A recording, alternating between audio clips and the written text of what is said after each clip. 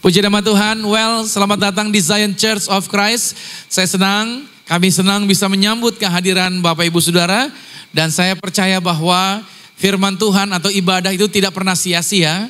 Ibadah itu selalu mengandung janji, bukan hanya hari ini, tapi juga buat masa depan bagi setiap kita. Nah saudara, di sepanjang bulan ini, bulan September, kita berbahas mengenai pemulihan gambar diri. Saya percaya, saya yakin seseorang gagal, seseorang tidak bisa melangkah, itu bukan karena dianya tidak punya kemampuan. Bukan karena dia bodoh atau dia lemah gitu ya. Tetapi yang membuat dia tidak berhasil itu karena gambar dirinya yang tidak tepat. Oleh sebab itu, sepanjang bulan September, saya mau mengajak setiap kita yang hadir hari ini untuk kita bisa melihat gambaran diri kita dengan benar. Seperti Tuhan melihat diri kita, itulah yang sebenarnya harus kita lihat di dalam diri kita. Karena kalau kita salah lihat, makanya kita akan menetapkan banyak hal yang salah di dalam diri kita. Nah, minggu lalu kita telah membahas bahwa gambar diri adalah gambaran yang ada di dalam mental, yang ada di dalam pikiran seseorang tentang dirinya sendiri. Karena itu ada di dalam dirinya, otomatis berarti dialah yang menentukan apa yang dia mau taruh di dalam pikiran dia. Apa yang dia mau taruh gambaran di dalam mentalnya dia. Nah, salah satu prinsip yang telah kita pelajari minggu lalu di dalam Lukas pada pasal 6 ayat 43 sampai 45. Ingat baik saudara, itu memberikan gambaran yang menguatkan buat setiap kita. Tentang perubahan yang dimulai itu dari hati kita. Karena pikiran dan hati itu diibaratkan sebagai akar yang menumbuhkan pohon. Itu sebabnya minggu ini judul yang kita mau bahas itu berbicara mengenai itu hanya sebuah pikiran. Ternyata seseorang jadi berhasil atau seseorang jadi tidak berhasil itu tergantung apa yang dia mau taruh di dalam pikirannya dia. Karena tadi pikiran itu bisa membuat seseorang jadi baik. Pikiran juga bisa membuat orang menjadi drop ke bawah. Nah, kalau saya kasih gambar, minggu lalu saya kasih gambar, ada 3 gambar ini. Ada gambar pohon, ada gambar buah, ada gambar akar. Saya ibaratkan bahwa hati dan pikiran itu adalah akarnya. Akar inilah yang membuat sebuah pohon dapat tumbuh. Dan akar ini juga lah yang menopang, membuat pohon itu berkualitas untuk bisa menjadi pohon yang baik. Dan bisa menghasilkan buah yang baik. Jadi ternyata saudara, untuk bisa menjadi seseorang yang bisa menghasilkan sesuatu hal yang besar, sesuatu hal yang baik, itu harus dimulai dari pikiran dan hati kita. Jadi agar kita menjadi lebih sehat seperti pohon ini, yang bisa menghasilkan buah yang baik, maka pikiran dan hati kita adalah bagian awal yang harus diperbaiki. Yang setuju katakan amin. Jadi pikiran kita lah yang seringkali jadi keliru. Pikiran kita lah yang menjadi awalnya. Kenapa kita melakukan hal-hal yang salah? Kenapa kita melakukan hal-hal yang negatif? Karena cara berpikir kita. Jadi dengan kata lain, pembaharuan gambar diri kita itu diawali oleh pembaharuan pola pikir. Sama-sama katakan, pola pikir saya harus berubah. Ayo, salam kanan kirinya, pola pikir kamu harus berubah. Amin. Itu yang harus dirubah. Nah, kebanyakan orang percaya bahwa kehidupan kita hari ini itu adalah hasil dari peristiwa yang telah kita alami. Semua orang pernah punya peristiwa. Semua orang pernah punya kejadian. Semua orang pernah punya pengalaman. Ada situasi-situasi yang kita hadapi. Kalau kita flashback ke belakang, begitu banyak yang sudah kita lewati. Dan kebanyakan orang berpikir peristiwa-peristiwa itulah yang telah membentuk saya hari ini. Ya, saya mengakui betul kontribusi peristiwa-peristiwa masa lalu memang bisa membentuk kita hari ini. Menjadi bagian pembentukan. Seperti peristiwa-peristiwa ini misalkan kita pernah dikritik sama orang tua. Mungkin kita hidup dalam lingkungan keluarga yang keras. Orang tua yang suka mengkritik. Orang tua yang kasar. Atau guru kita yang seringkali mengkritik kita. Yang seringkali memperlakukan kita tidak adil. Atau mungkin kita juga pernah dibully sama teman. Atau kita pernah mengalami kekecewaan karena ditinggal sama pacar. Atau mungkin pernah ditipu sama rekan bisnis. Mungkin kita percaya sama orang, tapi orang itu membuat kita kecewa, kita dikecewakan sama orang yang kita percaya. Atau mungkin kita pernah difitnah, depan kita senyum, belakang kita nggak taunya dia memfitnah kita. Atau mungkin kita pernah mengalami pernikahan yang abusive. Masing-masing kita ini adalah peristiwa. Ini semua adalah kejadian yang menurut kebanyakan orang tadi, inilah yang telah membentuk kehidupan kita hari ini. Tapi menurut penelitian, saudara kasih Tuhan, semua peristiwa ini memberikan kontribusinya kalau menurut prosentase itu hanya 10% saja, saudara. Tapi yang paling besar adalah respons. Jadi kejadian-kejadian tadi yang dari kecil sampai kita sekarang itu cuma berapa persen? Yang kencang berapa persen? Cuma 10%. Tapi yang banyak mempengaruhi kehidupan seseorang adalah apanya? Yang kencang? Respons. Apa itu respons? Saya kasih contoh begini. Ada 2 orang anak muda mengalami kejadian yang sama dalam keluarga yang berbeda. Tapi masing-masing mereka sama-sama kejadiannya mirip. Orang tuanya bercerai. Jadi 2 anak muda ini punya keluarga masing-masing, orang tuanya bercerai. Lalu yang terjadi adalah anak muda itu tumbuh dengan ketakutan untuk menikah.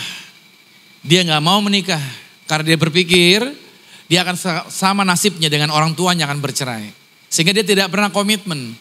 Bangun hubungan tapi gak pernah sampai nikah. Udah gitu aja. Dia tidak menemukan kebahagiaan. Hidup rumah tangganya gak pernah terjadi. Tapi yang satu lagi, dia bangun hubungan dan dia komitmen sehingga dia bisa punya rumah tangga yang baik dan kehidupannya berbahagia. 2 kejadian yang sama, 2 orang dengan kejadian satu kejadian. Sama-sama kejadiannya, tapi kok hasilnya beda. Yang membedakannya ini dia, apa tadi? Responsnya, itu dia yang membedakannya. Yang sana meresponinya negatif, yang sini meresponinya positif. Oke, di Alkitab saudara, saya kasih contoh sekarang di Alkitab tentang kejadian ini. Ada 12 orang diutus oleh Musa. Dalam perjalanan bangsa Israel dari Mesir menuju tanah perjanjian, baru 2 tahun pertama berjalan, mereka sebenarnya sudah sampai di tepi tanah Kanaan. Musa memberikan perintah agar 12 orang mewakili 1 orang 1 suku. 12 suku jadi 1 orang 1 suku. Dikirim semuanya 12 orang ini masuk ke tanah Kanaan untuk memantau tanah tersebut. Memata-matai selama 40 hari. Setelah 40 hari mereka kembali pulang. Jadi sebenarnya 2 tahun aja perjalanan tuh. Dari Mesir sampai pada pinggir tanah Kanaan. Sebentar lagi mereka masuk. Nah ketika mereka masuk ke sana, mereka pulang setelah 40 hari dan mereka memberikan laporan. Nah peristiwa yang terjadi seperti ini. Dalam Bilangan 13 dari ayat yang ke-25 sampai dengan ayatnya yang ke-29. Sesudah lewat 40 hari pulanglah mereka dari pengintaian negeri itu dan langsung datang kepada Musa, Harun dan segenap umat Israel di Kadesh di padang gurun Paran. Mereka membawa pulang kabar kepada keduanya dan kepada segenap umat itu dan memperlihatkan kepada sekaliannya hasil negeri yang mereka mata-matai. Mereka menceritakan kepadanya, kami sudah masuk ke negeri kemana kau suruh kami dan memang negeri itu berlimpah-limpah susu dan madunya dan inilah hasilnya. Hanya bangsa yang diam di negeri itu kuat-kuat, betul. Dan kota-kotanya berkubu, itu betul. Dan sangat besar juga, benar juga itu. Dan keturunan Enak telah kami lihat di sana. Orang Amalek diam di tanah Negeb, orang Het, orang Yebus, orang Amori diam di pegunungan. Orang Kanaan diam sepanjang laut dan sepanjang tepi sungai Yordan. Ini informasinya. Ini beritanya. Dan ketika mereka menerima melihatnya, lalu mereka meresponinya. Mari kita lihat pada ayat selanjutnya. Ayat 32-nya dikatakan begini. Juga mereka menyampaikan kepada orang Israel kabar busuk tentang negeri yang diintai mereka dengan berkata, negeri yang telah kami lalui untuk diintai adalah suatu negeri yang memakan penduduknya. Dan semua orang yang kami lihat di sana adalah orang-orang yang tinggi-tinggi perawakannya. Juga kami lihat di sana orang-orang raksasa. Orang Enak yang berasal dari orang-orang raksasa. Dan kami lihat diri kami, dikatakan ini, seperti belalang kecil. Dan demikian juga mereka melihat terhadap kami. Dan ini merupakan respon. Dari 12 orang. 10 orang bilang begini. Mereka memiliki respon yang negatif. 10 orang. Hanya 2 orang saja yang memiliki respon yang positif. Atau respon yang benar. Respon iman yang benar. Dalam Bilangan 13 pada ayat yang ke-30. Yosua dan Kaleb, kata Kaleb begini. Kemudian Kaleb mencoba menenteramkan hati bangsa itu di hadapan Musa. Katanya tidak, kita akan maju dan kita akan menduduki negeri itu. Sebab kita pasti akan mengalahkannya. Lihat beda ya, responnya Kaleb. Lalu Yosua juga selanjutnya di dalam Bilangan 14 ayat 6. Tetapi Yosua bin Nun dan Kaleb bin Yefune yang termasuk orang-orang yang telah mengintai negeri itu, mengoyakkan pakaiannya dan berkata kepada segenap umat Israel, "Hei, negeri yang kami lalui untuk diintai itu adalah luar biasa baiknya." Bayangin, betul ya? Jika Tuhan berkenan kepada kita, maka Ia akan membawa kita masuk ke negeri itu dan akan memberikannya kepada kita, suatu negeri yang berlimpah-limpah susu dan madunya. Ayat 9 saya suka. Hanya janganlah memberontak kepada Tuhan dan janganlah takut kepada bangsa negeri itu, sebab mereka akan kita telan habis. Beda ya. 10 orang bilang kita seperti belalang, mereka seperti raksasa. Tapi menurut Yosua dan Kaleb, kita lah raksasanya, mereka belalangnya gitu. Terbalik ngomongnya nih. Yosua melihatnya dengan kacamata yang berbeda. Dia meresponi dengan cara yang berbeda. Yang melindungi mereka sudah meninggalkan mereka. Sedang Tuhan menyertai kita, janganlah takut kepada mereka. Anda bisa lihat di sini. 12 orang pergi ke tempat yang sama. Mengintai tanah yang sama. Melihat hal yang sama. Melaporkan hal yang sama. Tetapi hanya 2 orang, yaitu Yosua dan Kaleb, yang tetap memberikan respons iman. Sebenarnya 2 tahun dari Mesir sampai ke pinggir tanah Kanaan siap masuk. Tapi karena responsnya 10 orang negatif dan seluruh orang Yahudi lebih percaya suara yang 10 orang dibanding suara yang 2 orang. Akhirnya Israel harus ketambahan muter lagi di padang gurun 38 tahun. Bukankah seringkali terjadi atas kehidupan kita seperti itu? Seharusnya kita sudah bisa goal, seharusnya kita sudah bisa berhasil. Cuman karena respons kita negatif, makanya kita jadi muter seperti di padang gurun. Halo? Ini yang Tuhan mau agar kita pahami baik-baik. Tuhan ingin agar saudara dan saya mengalami keberhasilan, mengalami kemenangan. Yang perlu diperbaiki bukan kejadiannya. Semua orang kan berhadapan dengan situasi kejadian. Yang perlu diperbaiki adalah apa? Responsnya. Nah, bagaimana respons itu muncul? Saya beri gambar ini saudara bahwa respons itu muncul dari pikiran kita. Apa yang berita yang kita mau olah di pikiran kita? Dari pikiran ini mulai muncul itu kepada perasaan. Dari perasaan ini mulai bergerak lagi masuk kepada langkah tindakan apa yang saya akan ambil. Ini dia. Dimulai dari pikiran respons, lalu bergerak ke perasaan, dan kita mengambil sikap, mengambil langkah tindakan apa. Contohnya begini ya, ada 3 orang janjian pengen ketemu. Namanya Maria, Ivana, sama Hansel. Bertiga mereka ketemuan janjian. Di satu lokasi, di jam yang sudah disepakati. Hansel dan Ivana sudah ada di sana. Maria belum datang-datang. Ditungguin selama hampir 1 jam. Ditelepon tidak aktif. WA cuma centang 1. Ditunggu lagi. Tidak datang-datang juga. Kenapa sampai lama sekali dan lain sebagainya. Tapi kelihatan di story IG kok dia ada gitu. Jadi kepikiran. Akhirnya 2 orang ini menghadapi kejadian yang sama. Ivana sama Hansel. Versinya Ivana seperti ini. Mulai dari pikiran. Ivana berpikir, ini Maria PHP nih. Gitu. Dia bohongin kita nih. Dia bohongin saya nih. Janjian di sini. Dia gak datang-datang. Aduh, dia bohong nih. Pikirannya Ivana. Terus bergerak masuk ke perasaan. Perasaan Ivana apa? Kesel. Dia jadi kesel dia. Perasaannya. Habis perasaannya kesel dia ngambil tindakan. Langkahnya begini. Hansel, kita gak jadi meeting hari ini. Udah, bubar, batal. Saya mau pulang aja. Dan Ivana pergi dengan marah-marah. Itu versinya Ivana. Versinya Hansel. Hansel adalah mulai berpikir. Dia kepikiran, kok Maria gak datang? Ada apa ya dengan Maria? Dia berpikir begitu. Jangan-jangan telah terjadi sesuatu. Itu yang dipikirin terus oleh Hansel. Habis dia pikirin seperti itu, timbul perasaannya Hansel adalah perasaan apa? Khawatir. Jangan-jangan telah terjadi sesuatu, dia mengkhawatirkan Maria. Setelah dia mengkhawatirkan Maria, dia mulai, yaitu masuk kepada tindakan. Tindakannya adalah apa? Dia mulai teleponin terus Maria. Dia cari tahu Maria ada di mana. Maria teleponnya nggak aktif, dia cari tahu nomor telepon yang connect dengan Maria. Dia tanya melalui ibunya Maria atau adiknya Maria. Dia mau tahu di mana Maria berada. Anda bisa melihat di sini. Satu kejadian yang sama, tapi 2 respon yang berbeda. Kita juga seringkali menghadapi situasi yang sama di kantor kita, di bisnis kita, dalam hubungan kita dengan seseorang, dengan bertetangga kita menghadapi situasi yang sama. Tapi seringkali menjadi hasil yang berbeda, kenapa? Karena respons kita berbeda. Dari contoh tadi yang saya sebutkan, berarti kita bisa menarik kesimpulan. Ada prinsip-prinsip yang dapat kita pelajari. Yang pertama adalah apa? Dari pikiran itu timbul perasaan. Dari perasaan itu akan timbul yang namanya perbuatan. Itu prinsip pertama. Prinsip yang kedua, untuk mengubah perbuatan atau tindakan, itu perlu mengubah pikiran. Sebab permulaannya ada di sini. Nah, semua respon kita yang salah sebenarnya itu hasil dari pikiran kita yang salah. Yang bertanggung jawab atas perbuatan kita itu bukan orang lain, tetapi diri kita sendiri. Orang lain mungkin melakukan hal yang negatif atau tidak adil. Orang lain memberikan shift jadwal yang gak benar buat saya. Betul ya? Orang lain mungkin telah mengambil ide Anda. Oke. Orang lain memperlakukan Anda tidak nyaman. Tetapi yang bertanggung jawab untuk tindakan kita benar atau enggak, itu bukan orang lain. Tapi kita yang menentukannya. Apakah kita mau marah? Atau kita mau relax aja? Karena yang dapat mengubah perbuatan kita adalah diri kita. Yang bisa merubah perbuatan tindakan kita adalah kita sendiri. Nah, jadi kabar baiknya adalah apa? Berarti kita punya kemampuan. Ayo sama-sama katakan, saya punya kemampuan. Untuk merubah tindakan-tindakan negatif saya. Ya, kita bisa punya kemampuan untuk merubah tindakan-tindakan negatifnya kita.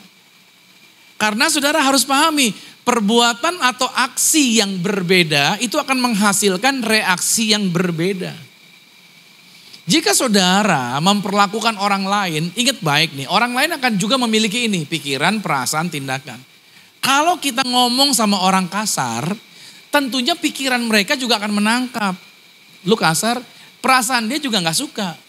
Tindakan dia akan balas jadi kasar lagi sama Anda. Paham sampai di sini? Ketika engkau berkata tidak sopan, orang juga menjadi tidak sopan. Kalau yang wanita, Anda cari cowok, dia bilang semua cowok mata keranjang. Kalau ketemu pikirannya kotor aja gitu. Coba dicek dulu. Kalau kamu berpakaiannya selalu kekurangan bahan gitu ya. Ya otomatis cowok ngelihat langsung memberikan penilaian di pikiran dia. Lantas perasaannya dibilang boleh nih cewek nih gue coba dulu nih. Gue olah nih gitu. Akhirnya diambil action tindakan. Saudara bisa melihat di sini bahwa apa yang kita mau buat itu akan mempengaruhi orang lain untuk berpikir. Kalau pengen istrimu sayang lembut sama kamu, kamu juga harus rubah cara bicaramu. Istri saya seringkali marah sama saya, kenapa? Karena suara saya nadanya agak tinggi. Ya mau gimana orang Ambon gitu kan, nadanya, wih, satu, dua, tiga, gitu. Jadi nadanya tinggian, jadi istri saya gak suka. Dia juga marah jadinya. Saya bisa bilang, kamu gak boleh marah-marah, kamu kan istri. Suami kan kepala, kamu yang saya atur. Biasanya orang Ambon kan begitu kan. Kalau istri gak suka, gampar. Saya dengar ceritanya kaget juga loh. Bisa yang adalah suami gampar istri. Saya pernah doain jemaat. Pak tolong doain Pak suami saya kasar gitu. Oh anaknya berapa Bu? Anak saya 4. Loh kok bisa saya bilang gitu.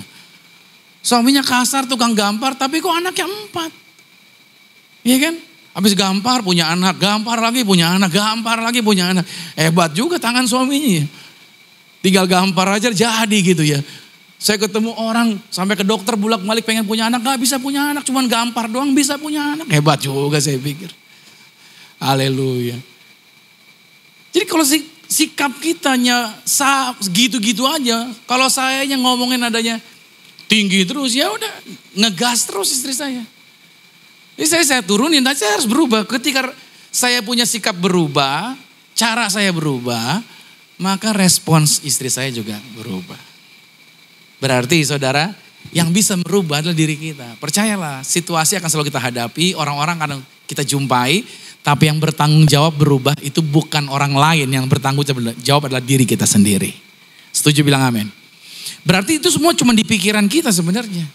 Kita yang berpikir yang keliru itu yang membuat kita akhirnya error. Nah, dalam dunia psikologi itu disebut dengan distorsi kognitif. Kognitif itu cara berpikir.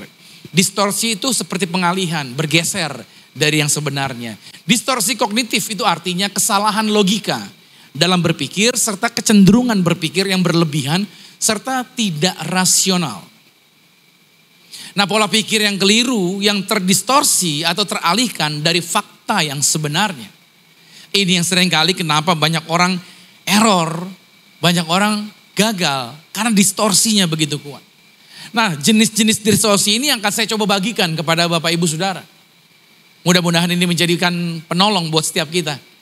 Dan kita akan melihat bagaimana firman Tuhan menolong kita dari distorsi-distorsi ini. Distorsi yang pertama adalah yaitu tentang segalanya atau tidak sama sekali. Ini jenis-jenisnya. Kalau hitam-hitam, kalau putih-putih. Ini jenisnya, segalanya atau tidak sama sekali. Artinya gini, orang yang seperti ini mengevaluasi kualitas pribadinya dari kategori hitam putih. Misalkan contohnya gini. Ada seorang namanya Nando. Buat Nando, sukses ulangan itu kalau nilainya 10. Nilai 9,5 itu gagal artinya. Fail itu kan sebenarnya 5 ya. 4, 5 itu fail ya gitu ya. Tapi 9,5 itu fail loh. Dia maunya perfect. Ada orang yang pengennya perfect. Makanya ada perempuan pengennya dapat suami perfect. Saya kalau mau cari suami dia harus pintar, dia harus sayang sama saya, ya kan? Dia pintar, dia sayang saya, dia kaya, dia lemah lembut, dia baik, dia setia, dia selalu perhatian sama saya, dia nggak marah-marah sama saya, dan terakhir dia tidak pernah ditemukan. Gitu. Gak ada. Saudara jangan cari kesempurnaan. Distorsi ini membuat kita pengennya sempurna. Ada orang tua juga begitu, saya pernah ketemu. Anaknya cerita, itu mama dulu. Kalau saya gak dapat nilai minimal 9. Waduh, marah loh. Padahal saya dapat 8,7. Marah mama. Bisa betin katanya. Blow on katanya. Loh 8,7 tinggi loh. Tapi dibilangnya gagal. Ini distorsinya. Nah, untuk mengatasi distorsi ini ayatnya. Filipi 4 ayat yang keempat berkata begini. Bahwa bersukacitalah senantiasa. Apapun keadaanmu. Bersukacitalah, sekali lagi ku katakan bersukacitalah. Tetap sukacita. Walaupun nilaimu gak tercapai, walaupun kau gak dapat yang perfect, tetap bersukacita. Bersukacitalah dengan pasanganmu yang sekarang kau ada padamu, bersukacita. Gak usah khawatir, tetap bersukacita dengan apa adanya dia. Amin. Roma 8 ayat 28 berkata apa? Allah turut bekerja dalam segala sesuatu yang kita pikir kayaknya wah gak pasti, gak sesuai dengan harapan. Gak apa-apa. Karena itu mendatangkan kebaikan. Kalau Tuhan ada di situ pasti jadi baik. Bagi mereka yang mengasihi dia, yaitu bagi mereka yang terpanggil sesuai dengan rencana Allah. Oke, mungkin saudara sudah senyum-senyum, mungkin saudara ada di area yang pertama ini. Distorsi yang kedua sekarang, generalisasinya berlebihan. Memandang peristiwa negatif cuman gara-gara satu pola kesalahan. Jadi dia berpikir gara-gara sebuah kesalahan terjadi, seterusnya juga akan terjadi. Misalkan dia pernah ditipu oleh rekan bisnis. Dia berpikir, saya gak mau lah mulai bisnis lagi. Gak mau bikin bisnis baru, kenapa? Karena saya takut gagal lagi gitu. Karena saya pernah ditipu. Saya gak mau deh buat lagi. Nah ini tipenya nih. Dia bikin generalisasi seperti itu. Atau dia pernah ditolak cintanya gitu. Dia pernah ditolak sama cowok atau cowok pernah mengecewakan dia. Langsung dia bilang semua laki-laki buaya. Makanya mantan gubernur nyanyiin lagu tidak semua laki-laki bersalah padamu. Ya kan? Langsung mengeneralisasi. Saya kemarin ketemu dengan salah satu pemimpin pujian senior. Orang Ambon. Ketemu nih pendeta juga. Saya belum pernah ketemu dia, tapi diundang ketemu dia. Begitu ketemu, istrinya langsung nyanyi di depan saya. Langsung nyanyi, sebutin. Tak selamanya Ambon itu hitam, nyatanya. Oh iya benar juga. Karena dipikir orang katanya kalau orang Ambon pasti hitam. Pas dia lihat saya, kok ini gak hitam seperti yang dibilang banyak orang gitu kan. Berarti kan gak semua Ambon hitam. Ini teman saya juga di Ambon nih, tapi gak hitam juga dia. Bule juga malahan. Jadi seringkali orang mengeneralisasi hanya gara-gara satu kesalahan. Pernah ditolak cewek, udahlah gak mau cari cewek lagi lah. Akhirnya dia cari cowok. Kan gawat gitu kan. Iya kan karena wah ditolak lagi tuh kalau gue nembak lagi cowok, aduh cewek ditolak lagi udah mendingan gak usah dah gitu. Nah ini ada ayatnya untuk mengatasi ini. Yeremia 29 ayat 11. Berkata begini, sebab aku ini mengetahui kata Tuhan, aku tahu rancangan-rancangan apa yang ada padaku tentang kamu. Demikianlah firman Tuhan, yaitu rancangan damai sejahtera bukan rancangan kecelakaan. Untuk memberikan kepadamu hari depan. Nah dia, hari depan yang penuh harapan. Jadi jangan putus asa, masih ada harapan buat kamu. Makanya orang Bekasi tidak pernah putus harapan. Selalu ada harapan baru. Maju lagi sedikit ada harapan jaya. Di tengah-tengahnya ada harapan indah. Bahkan sampai mentok pun masih ada ujung harapan. Jadi orang Bekasi itu gak pernah putus harapan. Saudara. Ratapan pada pasal ketiga ayat 22 berkata begini. Tak berkesudahan kasih setia Tuhan. Tak habis-habisnya rahmatnya. Selalu baru, ya kan? Selalu baru tiap pagi. Besar kesetiaanmu. Jadi saudara jangan takut. Pernah gagal? Wajar. Semua orang pernah gagal. Coba lagi. Amin. Coba lagi. Anak kita jatuh. Lagi belajar jalan. Jatuh. Lantas kita gendong. Udah nak, jangan jalan lagi nak. Mama takut jatuh nak. Mama takut kamu jatuh nak. Udah gak usah jalan. Udah mama gendong aja. Percaya tuh anak lumpuh sampai tua. Jadi gak apa-apa dia jalan jatuh gak apa-apa. Latih lagi, bangun lagi seperti itu. It's okay. Distorsi yang ketiga. Filter mental. Terus mikirin hal kecil yang negatif. Sehingga seluruh situasi dipersepsi jadi negatif gitu loh. Ini yang ketiga nih. Ya, ingat baik. Ini jadinya perlu dipahami bahwa hanya gara-gara sebuah kesalahan kecil kita pikir semuanya salah. Kerja di tempat kerja saudara. Cuman gara-gara gelas pecah, saudara pikir satu hari kerjaan saudara rusak semuanya. Halo? Cuman gara-gara customer belum bayar satu area, satu tagihan, kita pikir semua kerjaan kita gagal semuanya. Ini seringkali menjadi masalah. Makanya orang-orang yang berpikir seperti ini, error dia cuman gara-gara satu kesalahan, semua digeneralisasi salah semuanya. Nah, saya mau arahin cara mengatasi filter mental ini, prinsip ini yang mesti dipegang untuk mengatasinya. Nah, caranya adalah apa? Kita lihat dulu, isolasi dulu kegagalan kita. Yang salahnya di mana? Gelas pecah. Ya udah yang diberesin itu aja. Kerjaan yang lain kan beres, betul ya? Bukan berarti sepanjang hari gagal semuanya. Yang satu aja yang gagal ini, ya udah kita bereskan. Makanya siapa yang bisa menekan tombol kehidupan kita? Orang lain atau kita? Kita. Ya udah kita yang bereskan. Pertanyaannya bisa dirubah nggak? Bisa. Kalau bisa ya udah ubah dengan keberanian. Kalau memang itu saya yang buat salahnya, ya udah saya ganti deh, gitu. Oke. Kalau misalkan itu nggak bisa dirubah, ya udah terima dengan lapang dada. Terima aja, relax. Nggak perlu kita jadi emosi. Tenang aja ya, udah nggak apa-apa. Kalau memang nggak bisa dirubah, ya terima aja. Karena nggak segala sesuatunya bisa kita rubah. Sometimes ada orang yang mungkin modelnya seperti itu tuh. Saya punya bos, aduh, saya punya orang di atasnya model seperti itu nggak bisa berubah, ya udah, relax aja, enjoy aja. Memang dia begitu modelnya, mau bilang apa, kan gitu. Jalanin aja, Anda nggak usah jadinya ribet gitu loh. Nah ini distorsi yang ketiga. Jadi saudara pahami caranya menanganinya seperti ini. Nah distorsi yang keempat, mendiskualifikasi yang positif. Jadi kalau ada hal yang positif, dia bersikeras itu bukan apa-apa. Contohnya begini, mendiskualifikasi yang positif. Ketika ada orang, ya kan, lalu memuji dia. Ketika memuji dia, seringkali ketika dia punya tas gitu ya, tas bagus, orang puji, tas lu bagus ya. Boleh juga tuh. Kita langsung bilang apa? Oh enggak, barang biasa aja. Itu dia, ini. Atau ketika ada orang lain, puji dia. Wah kerjaan kamu hebat, kerjaan kamu luar biasa. Tahu nggak? Dalam hati kita bilang apa? Basa-basi doang lo, gitu. Bohong aja lo. Padahal orang itu puji kita. Tapi kita langsung menuduh dalam diri kita, basa-basi lo, gitu. Ini namanya mendiskualifikasi yang positif. Kalau saudara dipuji orang, wih kerjaan kamu bagus. Bilang begini. Puji Tuhan, kalau saya bisa jadi berkat buat kamu, gitu. Kamu ganteng banget ya. Gitu kan. Kalau dibilang ganteng banget gimana jawabnya? Puji Tuhan, saya telah membuat hati Anda bergembira. Gitu. Kamu cantik banget ya, puji Tuhan. Saya telah memberikan penghiburan buat Anda gitu kan. Gak apa-apa. Jangan, kamu cantik banget. Masa iya.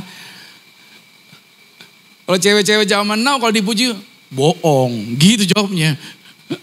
Gak usah, tetap aja bersuka cita. Mazmur 139 ayat 14 berkata begini. Aku bersyukur kepadamu oleh karena kejadianku dahsyat dan ajaib tuh. Ajaib apa yang kau buat dan jiwaku benar-benar menyadari. Jadi kita bersyukur dengan apa yang ada pada diri kita. Tenang aja, sukacita aja. Itu bagian yang Tuhan sediakan. Jadi saudara, distorsi yang keempat ini bagiannya firman Tuhan yang perlu Anda catat. Yang terakhir, yang kelima, distorsinya. Loncatan ke kesimpulan. Kita suka jadi orang yang suka menyimpulkan. Ada orang ngeliatin kita, ketawa-ketawa, terus kita mulai menyimpulkan.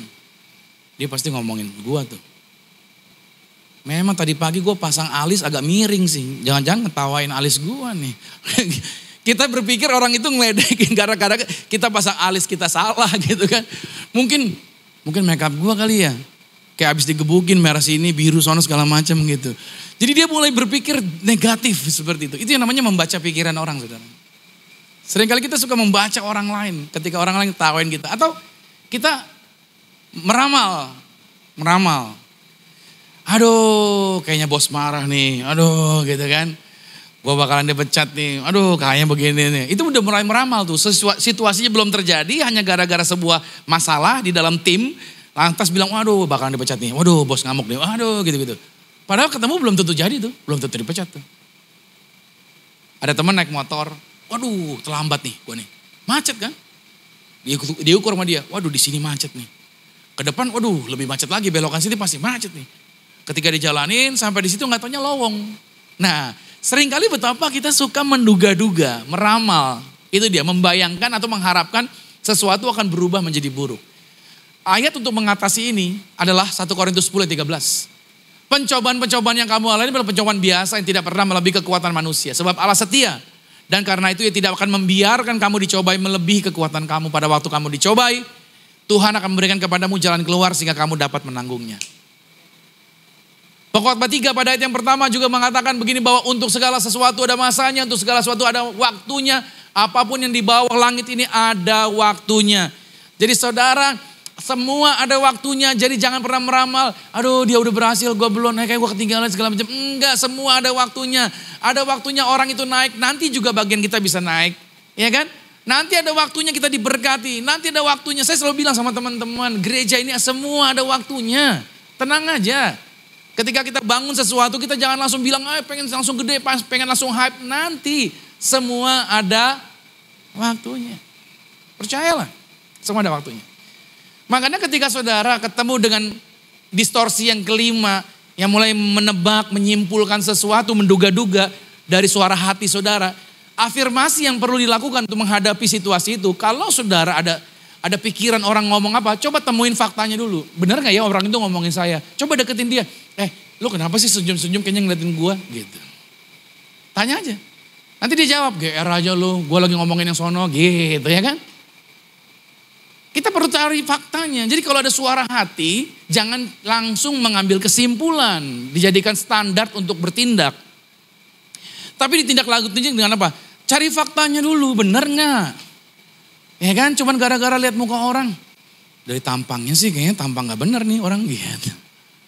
Kita belum tahu hidupnya gimana, ya kan? Kita belum dapat faktanya, baru duga-duga langsung kita bilang, stop. Ini dia, afirmasi yang perlu dilakukan adalah lakukan ini. Kalau saudara punya distorsi yang kelima. So distorsi ini saudara kasih Tuhan, pertanyaannya adalah sekarang, ingat baik, kita dapat mempelajari bahwa respon atau tindakan yang benar itu ditentukan oleh pola pikir kita yang sehat. Jadi kalau pikirannya gak sehat, tindakannya gak sehat. Pertanyaannya sekarang, bagaimana kita bisa memiliki pola pikir yang sehat? Caranya adalah ini, yang pertama, pilih makanan pikiran yang sehat. Masukin dalam pikiran kita makanan yang sehat. Dipilih saudara, jangan semuanya dimasukin. Contohnya mari kita berkata yang baik tentang diri kita setiap hari, itu dia caranya. Terus berada dalam komunitas yang sehat dan suportif. Saya menyarankan bagi Bapak Ibu Saudara, ayo mulai Oktober ini kami akan lebih mengaktifkan kembali sel group, yaitu iConnect. Saya mendorong teman-teman, Bapak Ibu Saudara, untuk bergabung, untuk terlibat di dalam cell group. Karena di dalam cell group itulah saudara akan terbangun. Saudara akan didewasakan sesuai amanat agung Matius 28. Untuk menjadikan segala bangsa muridnya Tuhan, kita perlu berkomunitas. Ketika kita berkomunitas, di situ kita akan jadi sehat. Kenapa sehat? Karena kita punya beban, punya kerinduan untuk mendoakan orang lain, untuk mikirin orang lain, untuk bekerja sama dengan orang lain. Saudara yang ada di dalam komunitas cenderung Anda akan umur panjang. Ada sebuah tayangan di Netflix tentang penelitian orang Jepang di Okinawa, umurnya bisa mencapai 101 tahun, 105 tahun. Dan di dalam usia 100 tahun mereka masih sehat, masih bisa bercocok tanam. Masih bisa main game. 101 tahun, saudara. Bayangin mereka masih sehat. Iya kan? Ada orang umur 60 ya udah mau kemana, ya kan? Ngomong udah susah gitu kan. Ini enggak. Ini masih segar. 100. Tahu nggak? Salah satunya dia bilang apa? Dia bilang saya berkomunitas. Jadi dia punya komunitas di situ yang membuat mereka bisa kuat, bisa bersama-sama, ada kegiatan kebudayaan, ada kegiatan bersama mereka lakukan bersama. Itu yang membuat mereka jadi umur panjang dan sehat. Kolose 3 pada ayat yang kedua berkata begini, pikirkanlah perkara yang di atas, bukan yang di bumi. Jadi kalau saudara mau memiliki pikiran yang sehat, pikirkan perkara yang di atas, bukan yang di bumi. Yang kedua caranya bagaimana agar kita bisa memiliki pola pikir yang sehat. Bersihin halaman pikiran kita, bersihin. Dari apa? Dari daun-daun busuk. Kayak rumah kita kalau banyak daun busuk itu akan jadi bau, kotor. Kita mesti bersihin halaman kita. Sama, kita juga mesti kalau kita punya laptop, kita punya komputer, kita juga mesti bersihin kan. Dari memori-memori yang sudah begitu lama ada di situ. Kalau nggak dibersihin dia lemot dan itu akan menghambat kinerja. Dan kita perlu menggeser itu, membersihkan halaman itu. Filipi 4 pada ayat yang ke-8 dikatakan begini. Hanya jadi akhirnya saudara-saudara semua yang benar, semua yang mulia, semua yang adil, semua yang suci, semua yang manis, semua yang sedap didengar. Semua yang disebut kebajikan dan patut dipuji, pikirkan. Ini aja, yang lainnya buang. Yang lain buang. Hanya ini aja yang boleh ada di dalam pikiran Anda. Yang ketiga, caranya memiliki pola pikir yang sehat. Kalau ada pikiran negatif, jangan biarkan pikiran yang negatif itu menetap. Maksudnya bagaimana? Memiliki pikiran negatif yang melintas di otak kita itu normal, itu alami. Tetapi jangan biarkan pikiran negatif itu menetap dan menguasai diri kita. Itu tanggung jawab kita agar tidak boleh menetap pikiran itu. Kita tidak bisa melarang burung terbang di atas kepala kita, tapi kita bisa melarang burung bikin sarang di atas kepala kita. Anda yang perlu menetapkannya. Yesaya 26 pada ayat yang ketiga berkata begini, yang hatinya teguh, kau jagai dengan damai sejahtera. Sebab kepadamulah orang itu percaya. Jadi di akhir sesi ini saya mau ajak saudara untuk kita ditantang, untuk berani, untuk bisa mengubah pemikiran kita. Demi tercapainya goal statement kita. Kalau kita mau perbuatan kita benar, ayo kita rubah dari pikiran kita. Dan ini menjadi bagian yang harus menjadi tanggung jawab kita.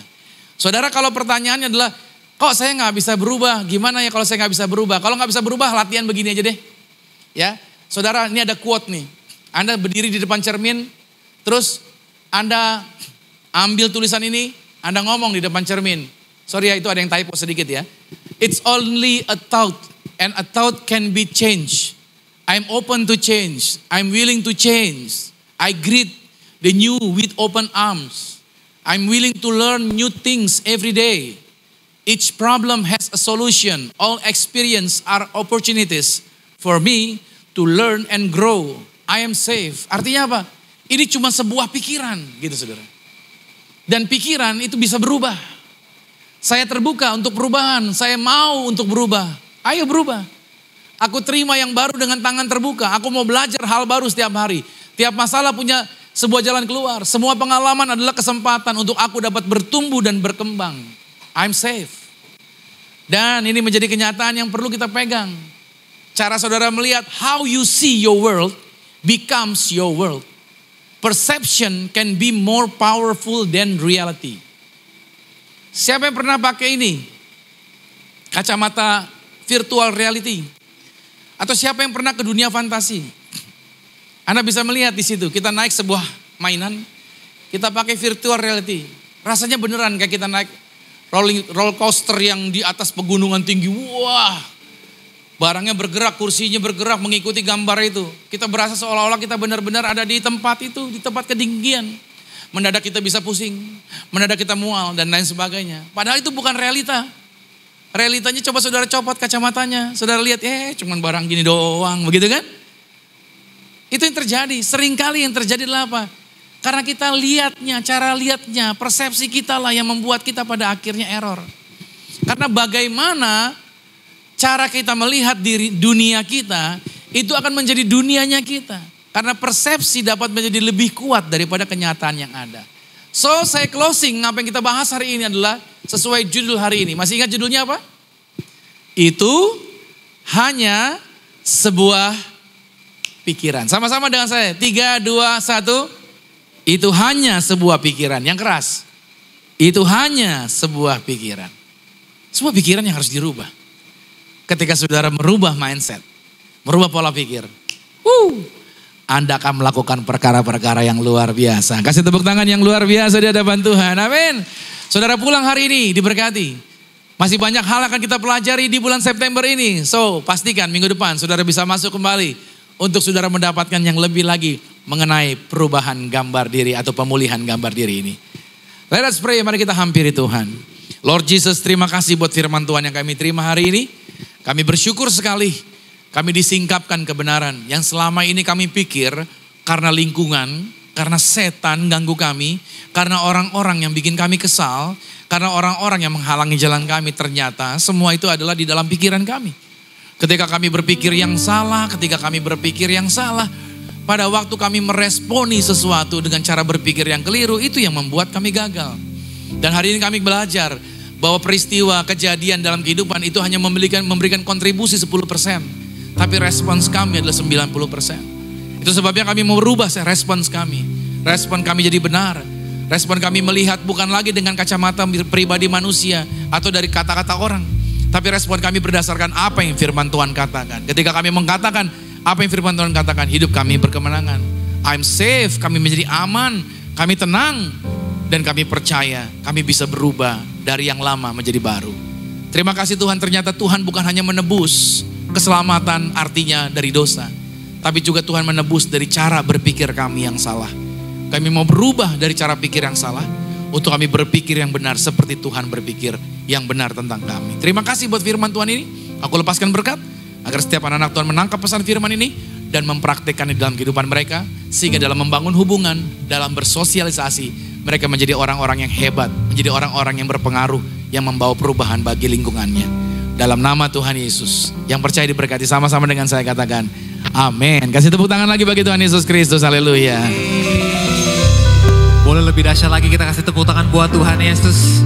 Terima kasih untuk Pastor Romy yang telah menyampaikan kebenaran firman Tuhan. Dan di siang hari ini kita belajar ya Bapak Ibu Saudara ya, bahwa di dalam kehidupan kita sebagian besar itu dikendalikan oleh respons kita akan suatu situasi. Jadi respons itu dikendalikan oleh perasaan dan perasaan oleh pikiran kita. Jadi sama-sama kita belajar hari ini, kita bawa pulang firman Tuhan ini agar kita boleh memikirkan apa sih yang Tuhan ajarkan buat kita, dan tidak lagi kita berpikir dengan pola pikir yang lama tapi dengan pola pikir yang baru yang telah Tuhan ajarkan buat kita semua. Amin. Mari sama-sama kita kembali masuk dalam hadirat Tuhan. Kita akan bersatu dengan tubuh dan darah Yesus.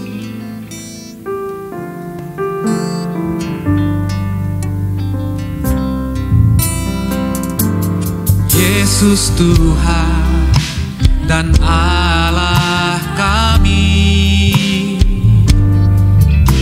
Engkau layak menerima pujian, hormat dan kuasa, sebab Kau telah ciptakan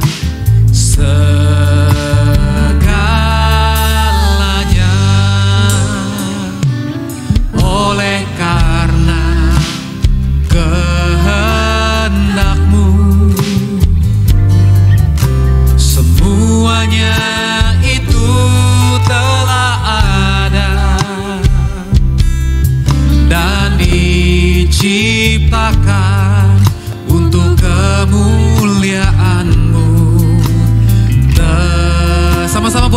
bangkit berdiri. Mari kita sambut tubuh dan darah Yesus. Hosana,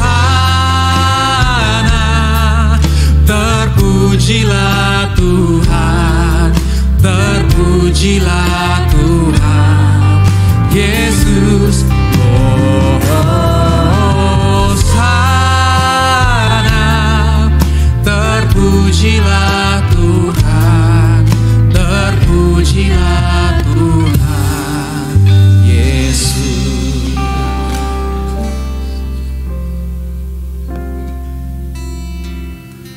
Kristus, pada waktu kita minum darah Kristus, kita sedang memberitakan kematian Kristus dan kita sedang memberitakan yaitu kebangkitan Kristus.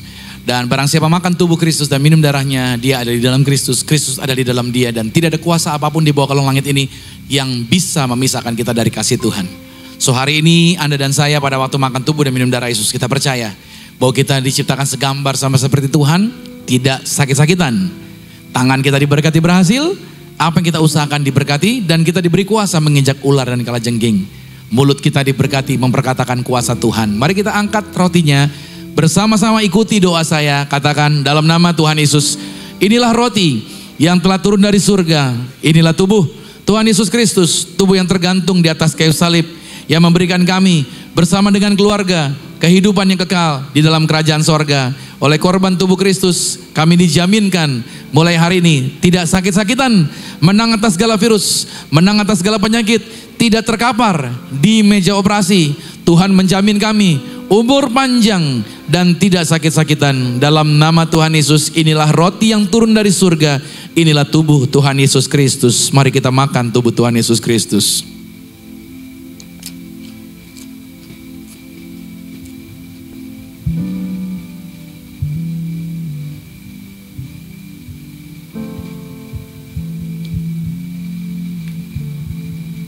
Mari kita angkat anggur ini menjadi darah Yesus. Sama-sama dengan saya kita berdoa, katakan dalam nama Tuhan Yesus, inilah darah Yesus Kristus, darah yang tercurah, darah yang tertumpah di atas kayu salib sebagai perjanjian yang baru dan yang kekal. Oleh korban darah Yesus, maka mulai hari ini kami menang atas segala virus, menang atas segala penyakit, tidak terkapar di rumah sakit. Kami juga diberkati, yang kami minta, yang kami doakan di dalam karir, bisnis, proyek, usaha, studi, pelayanan kami dibuat Tuhan pasti berhasil.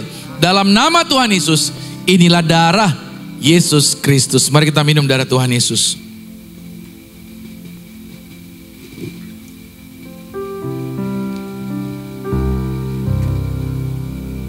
Mari kita angkat tangan kita dua-dua, kita bersyukur buat tubuh dan darahnya.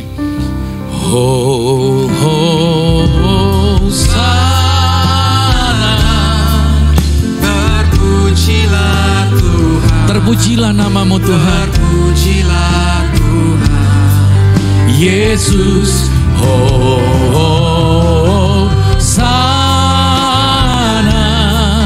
terpujilah Tuhan, terpujilah Tuhan Yesus.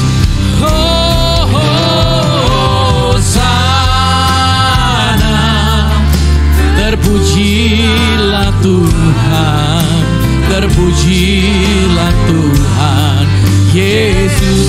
Hosana,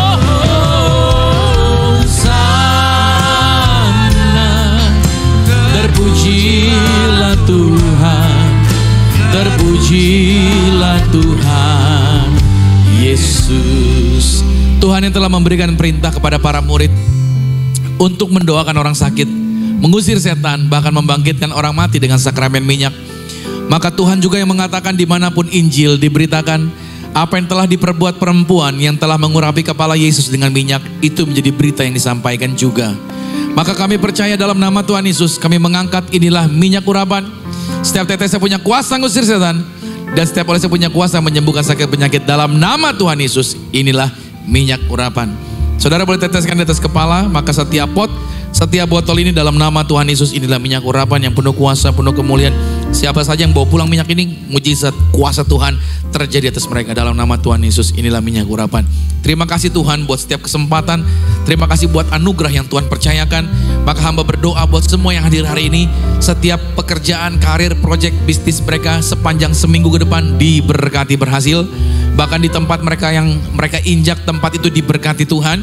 Kemanapun mereka melangkah dijagai pasukan malaikat. Maka juga Tuhan kami berdoa buat bangsa kami Indonesia, dari Papua, Aceh, Miangas, Pulau Rote, Nusantara dalam kemurahan Tuhan. Berdoa atas bangsa ini aman, damai, sejahtera. 2023 kami tolak segala bentuk terorisme dan segala akar-akar teror dalam bentuk apapun itu sudah terdeteksi secara dini oleh pihak-pihak yang berwajib. Kami percaya Indonesia aman, damai, sejahtera, sukacita. Para pemimpin dalam mengambil keputusan di dalam hikmat dan kebijaksanaan. Kami berdoa buat seluruh tim yang melayani, semuanya diberkati. Mulai dari praise and worship diberkati Tuhan, tim media diberkati Tuhan, barisan volunteers diberkati Tuhan, logistik, serta tim hospitality, para pendoa syafaat dan guru-guru sekolah minggu, semuanya diberkati Tuhan. Apa yang telah mereka korbankan digantikan Tuhan lipat kali ganda. Tangan-tangan mereka yang telah memberikan korban syukur setiap persembahan mereka, baik persembahan transfer BCA atau QRIS BCA, atau juga melalui kotak persembahan di depan. Apa yang telah mereka korbankan digantikan Tuhan lipat kali ganda. Berkat Tuhan berkelimpahan atas mereka.